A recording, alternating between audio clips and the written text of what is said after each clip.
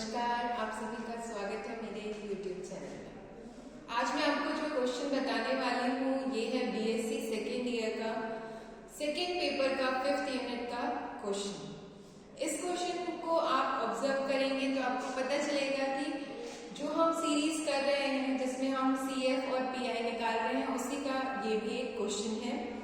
Only यहाँ पर difference ये है कि जो हमारा फंक्शन है जिसको हम कहते हैं capital F D D dash, उसमें आपके पास एक कांस्टेंट टर्म भी है।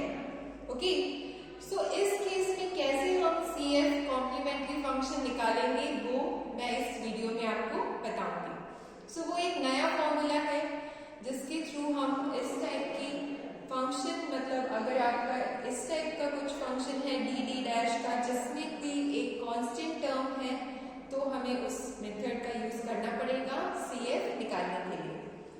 सो यहाँ पर आपको ये खुद आइडेंटिफाई करना पड़ेगा कि कौन सा फॉर्मूला लगाना है। पहले वाला क्यों नहीं लगाना?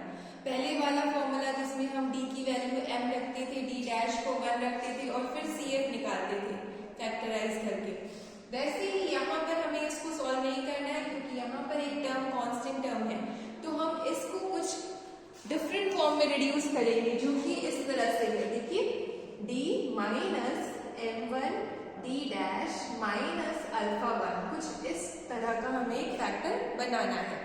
इसी तरह से अगर एक और फैक्टर है d minus m2 d dash minus alpha 2, इस तरह से आपकी जरूरी नहीं है कि 2 फैक्टर होंगे, 3 हो सकते हैं, 4 हो सकते हैं, 5 हो सकते हैं। हमें तो बस एक तरीका पता चल जाएगा कि इस टाइप का अगर हमारा ऑक्सिलरी इक्वेशन है तो क्या होगा उसका CF। तो अभी हम 2 ही फैक्टर मान लेते हैं, तो जो इसका CF होगा वो कुछ इस तरह से होगा e टू दी पावर, ये जो अल्फा है ये यहाँ आ जाएगा अल्फा 1 x, और फिर आप एक फंक्शन लेंगे y1 और यहाँ लिखेंगे y plus m1 x। So ये फर्स्ट के लिए हो गया। इसी तरह से सेकेंड फैक्टर के लिए e to the power plus alpha 2x, then y2 लेंगे और यहाँ y प्लस m2x।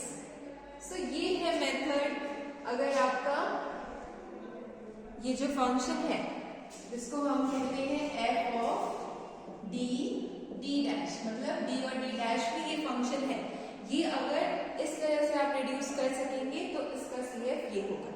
ठीक है, सो हमारा ये है फंक्शन।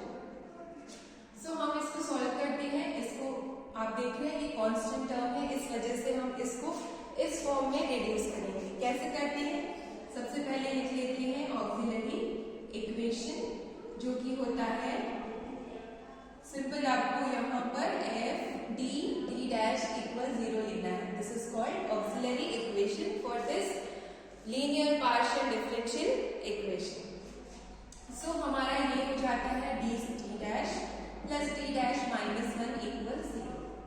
सबसे पहले हम इस टर्म को साथ में लिख लेते हैं d स्क्वायर माइनस 1, और ये टर्म हम लास्ट में लिखते हैं d dash plus d dash equal to 0। First 2 term आप देख रहे हैं ये क्या है, ये एक तरह से a square minus b square का फॉर्मूला बन रहा है जो कि होता है a minus b and a plus b के इक्वल।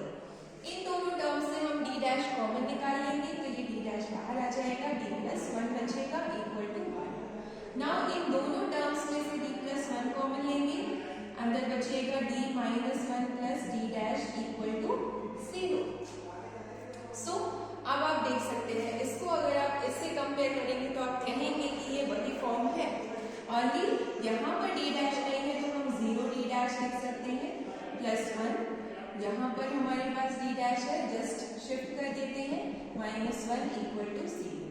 सो ये वही फॉर्म है जो मैंने आपको साइड में लिखा है। अब आपको इन दोनों को कंपेयर करना है और m1 बताना है, तो m1 यहाँ 0 है क्योंकि d डैश का कोफिशिएंट 0 है।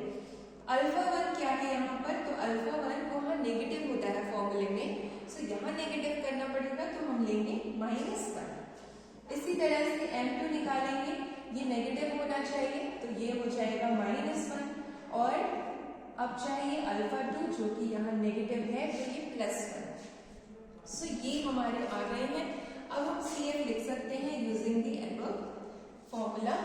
1. सो ये e to the power alpha 1 मतलब -1 into x, phi 1 y plus m1 0x plus e to the power alpha 2 means 1 into x, phi 2 y plus m2 कितना है -1x. सो यही हमारा सोल्यूशन है.